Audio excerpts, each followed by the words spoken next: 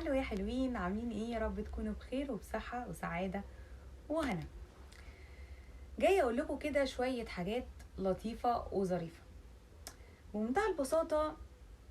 لو انا محدش دعاني على مناسبة ما لي، ما فكرش ان انا اروح من نفسي. في عندنا كده كرامة كده، وفي ان احنا يعني قاعدين كده معززين مكرمين. اللي عايزنا اهلا وسهلا، مش عايزنا خلاص. لما هروح المناسبة دي يعني هتفرق لي قوي؟ مش هتزودني ولا هتنقصني. لازم نكبر كده وتفكيرنا يبتدي ان هو يرتقي شوية.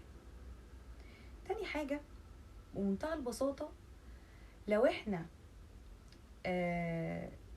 محدش قال لنا على حاجة تخصه، ما يبقاش عندنا الفضول في ان احنا نعرفه. ممكن كان عندك فترة ما وانت صغير عندك الفضول، لا يعني فلان ما قالكش حاجة معينة في حياته، ما تسألش انت عنها. لازم اللي قدامك يبقى حابب هو من نفسه يجي يتكلم في الحاجة دي. ده ما حصلش من نفسه، يبقى انت ما تبادرش وتيجي تبقى عندك تطفل وتسأل هو ايه. حاجة ما تخصكش ولا هتزودك ولا هتنقصك في ان انت تعرفها. لازم كده يعني نحترم برضو خصوصية الآخرين. ونقطة تالتة بقى، ودي مهمة جدا، ادعيت متأخر. اللي هو انت بقى مثلا فلان قالك تعالى في الخروجه، اللي هو ايه، كنت مثلا خارج قبل الخروجه مثلا بساعه، يلا نخرج. ده احنا كنا خارجين ومش عارف ايه، بس احنا مثلا نسينا نقولك، بس احنا مش عارف ايه. اللي هو انت ايه، بديل لحد تاني. ترفض تماما، ترفض تماما. اللي هو انا لو ما كنتش جزء من الخطه بتاعتك من الاول، فانا مش بديل لحد.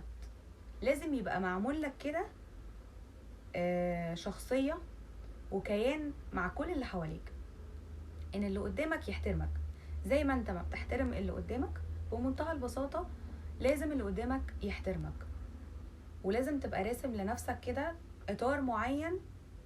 اللي قدامك لازم ان هو يعني يحترمه ويقدره، وانت حد عزيز على نفسك، فلازم تعزز نفسك في كل تصرفاتك، وتكون انضج بكتير، وانك انت ما تجريش ورا اي حاجة ممكن ان هي ما تخليش نفسك معزز في عينين اللي حواليك.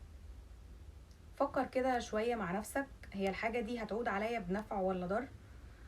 ولا نفع ولا ضرر، فخلاص. فيعني ملهاش لازمة اصلا بضيع وقتي في ايه. لا، انا ضيع وقتي في حاجة هتفيدني. شكرا.